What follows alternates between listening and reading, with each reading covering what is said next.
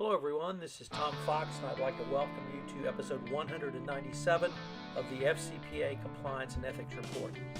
The FCPA Compliance and Ethics Report is sponsored by Advanced Compliance Solutions, your one-stop shop for all services related to FCPA Compliance and Ethics programs. Today I have Jerod Morris. Jerod is the Vice President of the Rainmaker Digital FM platform. I've known Jerod for several years, although not in his current role. I previously met him through Corporate Compliance Insight. And Jerod has worked at a variety of jobs relating to Copy Blogger and now with the Rainmaker platform. And he's going to talk to us today about how to have a remarkable audience experience. Jerod podcasts several times a week, and I think he's got some really interesting thoughts about how a compliance officer can have a remarkable audience experience for your clients. The episode comes in at just over 24 minutes. I hope you enjoy it. Thank you very much. Fox, I'd like to welcome you to this episode of the FCPA Compliance and Ethics Report. Today, I think you're in for a real treat because I have with me Jerod Morris. Jerod is the VP of Rainmaker FM at Copy Blogger. He is a podcaster extraordinaire, has at least two shows I know of, the showrunner, and then he has a podcast on Indiana basketball.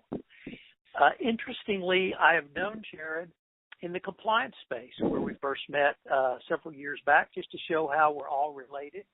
And he was part of the initial team that helped put together the Corporate Compliance Insights website for Maurice Gilbert. And to even tie it all together in a circle, Jerod, this week I'm doing a series of blog posts based upon a podcast interview I did with Maurice, or a series of podcasts. Yeah. So with that cool. long-winded introduction, Jerod, welcome, and thank you for taking time from your summer work schedule and holiday schedule to visit with me.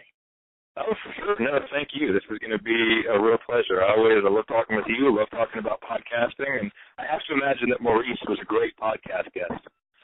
He was. He was. Yeah. No surprise. Jerod and his company, Rainmaker FM, put together a fabulous platform for podcasters like myself.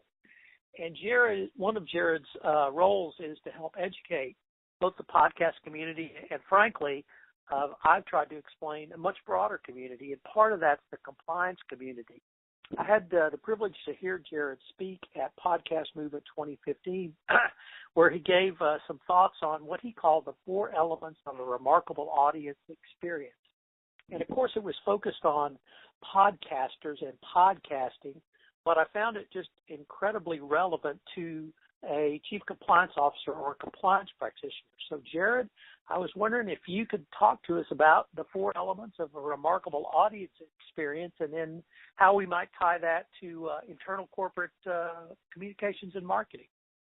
Sure. No, I'd love to, and I appreciate your kind words about the presentation. That was a great event, and I love giving that presentation, in part because I always talk with people afterwards who get excited and get enthusiastic about it. And the reason, I think, is because it really, it hints at something larger. And that's the idea that we've been trying to get across to folks with the showrunner is, don't just think of yourselves as a podcaster who you're just creating audio episodes. You really are trying to create an experience for an audience, take people on a journey. And I think, the 4 essential elements really break down the components of what it takes to do that. And I think the big strength of a podcast is the ability that it gives you to create an authentic connection with an audience. And so authenticity is the first of the 4 essential elements.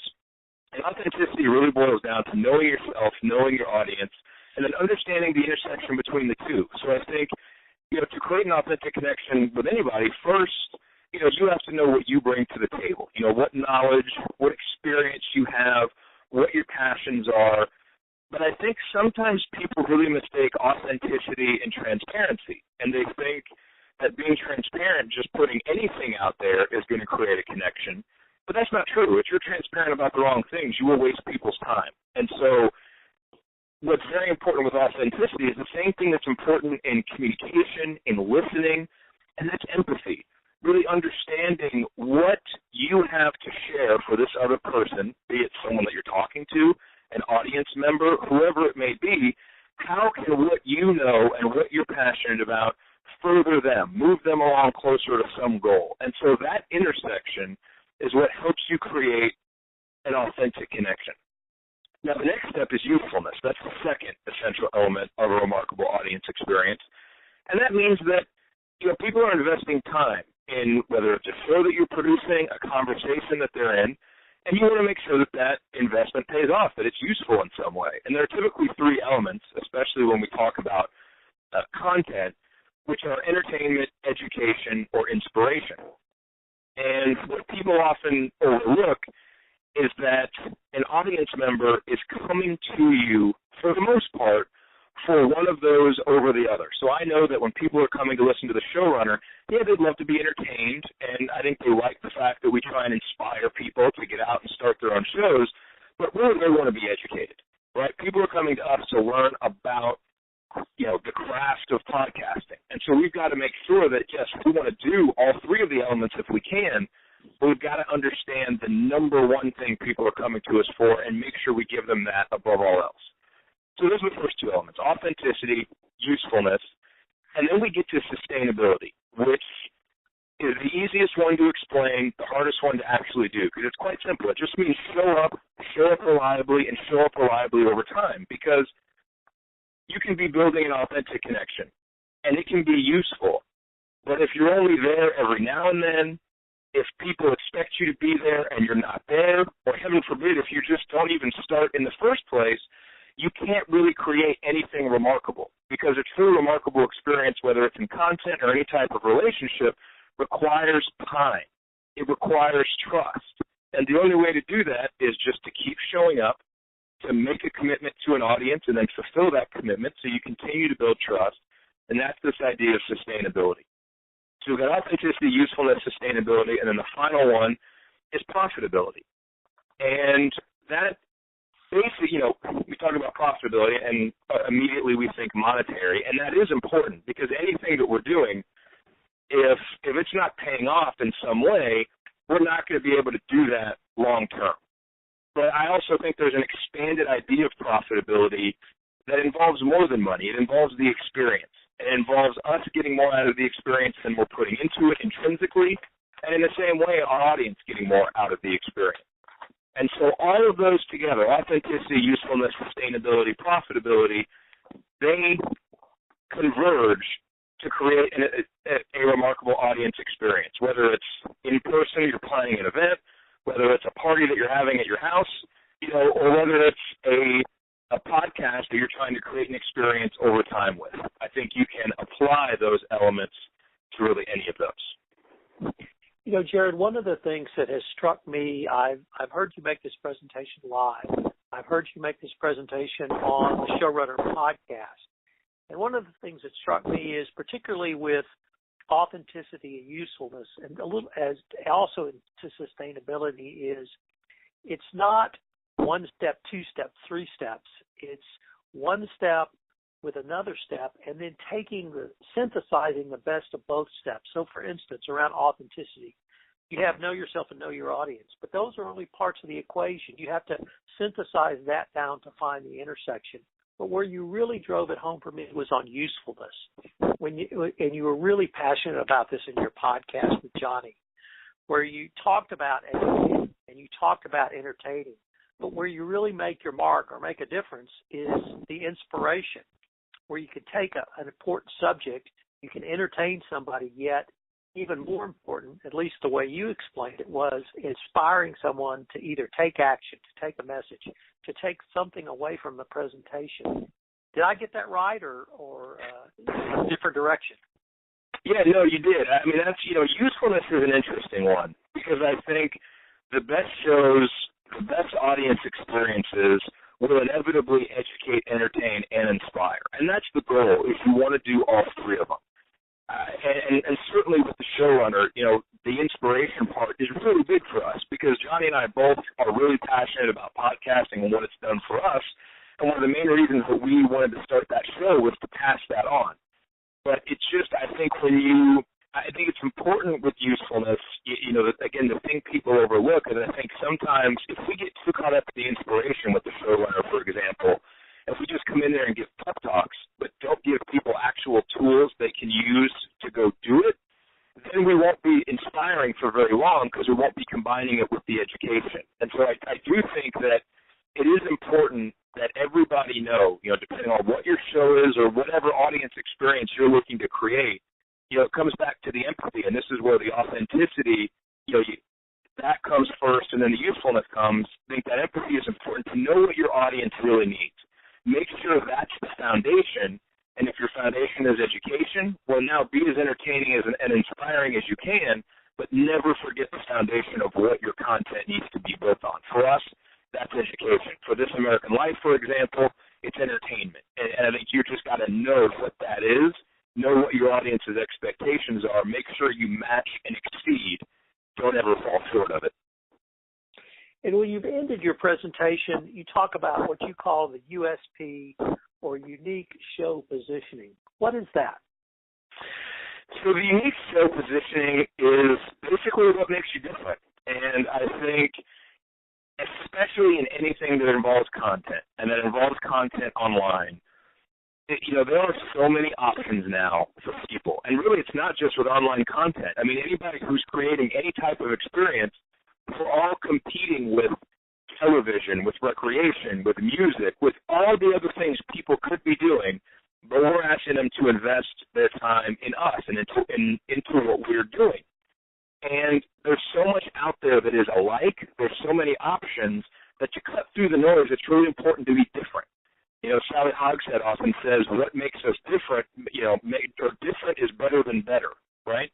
Right. And so the unique show positioning is really understanding the audience that you're going for, understanding the other options that they have, and making sure that you uniquely position yourself to stand out, to get the attention in the first place, so that way the audience has a chance to experience you and then judge you based on your merit. But if there's nothing unique about you, if you're not positioned in a different way, then it's going to be very hard for you to get the attention in the first place. So, and people miss that, and it's not really, the reason I break it out as its own, kind of, there at the end is because it's kind of weaved into all the elements, but so much that it can be missed.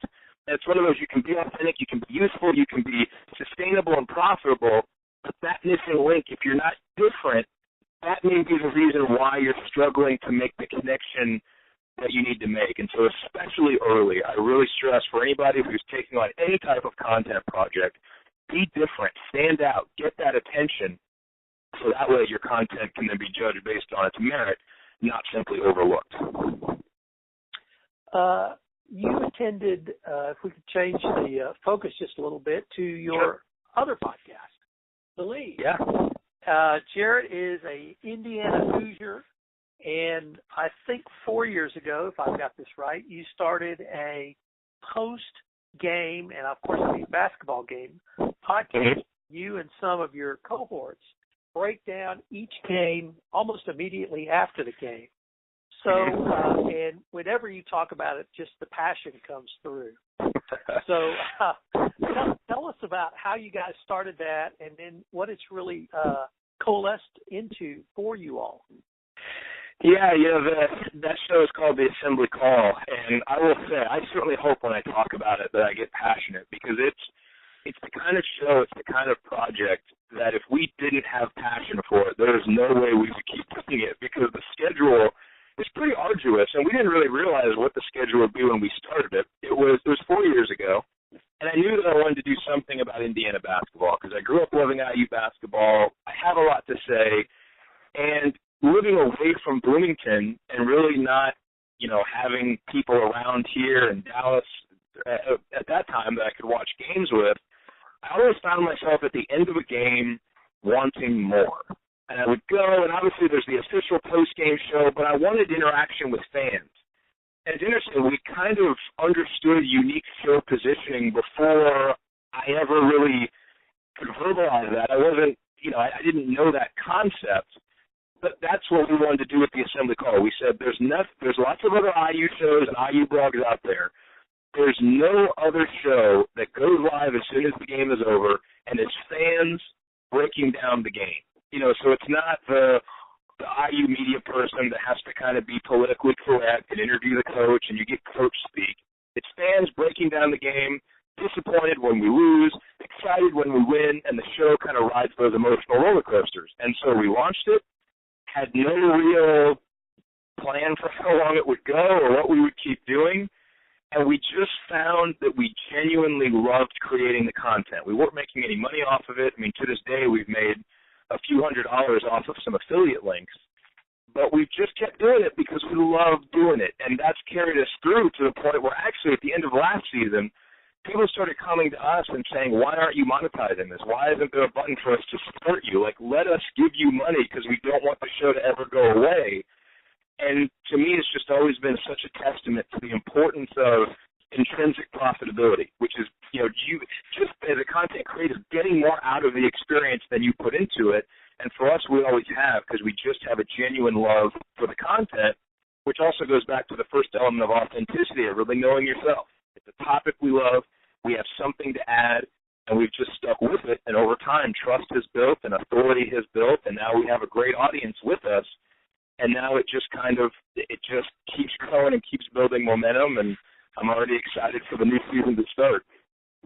Let me see if I could pick up on a couple of things you said through there, really from the compliance practitioner angle. It sounded like, first of all, you had a need, which was to share your passion for Indiana basketball with people in Dallas, people around you, which was not being fulfilled at that time. And so you reached out to some friends to be able to share that enthusiasm. And it was really that passion you had for Indiana basketball and lacking, that collegial atmosphere that was not available to you in Dallas that led to the creation. But you've been able to share that passion with an audience. And did you find that there was really an audience out there like yourself that were really, not that you guys were passionate, but that you weren't able to share that passion? Oh, we definitely did. And that has really been, I will admit that after every season, except for the last one, I've questioned doing the show again because it gets hard, after every game doing it and keeping up with building the audience and all of that. What always kept me going in those moments where I was like, okay, I just don't know if I can invest the time in this, is an email that we would get for someone stationed overseas in the military, or an email from someone who lives in Brazil. People that went to Indiana, no longer are close, and basically they said they can't even watch the games live, but they know they can tune into our show to feel that community, the atmosphere, to stay connected with something special for them. And we were the conduit for that. And so, I don't know that it surprised me. I thought there might be people out there, but it still is exciting every single time we get an email like that, because it just shows that we tapped into something that was out there and that was bigger than we were, and we just happened to be the ones who put the first step forward to start putting the content out there and to give people a place to rally. Again, it was born of our passion, but then we found that there were a lot of other people out there who had kind of those same thoughts and the same longings in a sense that we did. Jerod, unfortunately, we're getting near the end of our time, but I was wondering if you might describe the Showrunner podcast a little bit for listeners who might want to check that out. You did a great job on the assembly call, but tell us about the Showrunner podcast, Johnny's role, your role, how you guys kind of go about putting that together. Sure. The Showrunner podcast, the most simple description of it is that it's a podcast about podcasting, but we work very hard to try and make it more than that. We want it to be a show that, number one, inspires current and potential podcasters to see themselves as something bigger, to see themselves as showrunners in charge, responsible for an audience experience. And our goal with the show, with each episode, is in some way to have it contribute to a step-by-step process for how to develop, launch, and run a successful show. And so where our show differs from a lot of podcasts that deal with podcasting is we don't really get too bogged down in the technical stuff. So if you're looking for, reviews of microphones and that kind of thing, we won't be the show for you. But if you want to learn about connecting with an audience and building an audience that leads to something bigger, and how to do an interview, and how to craft your content, and how to deliver that great experience, that's what the showrunner is. And Johnny Nasser is my co-host. He also hosts Hack the Entrepreneur.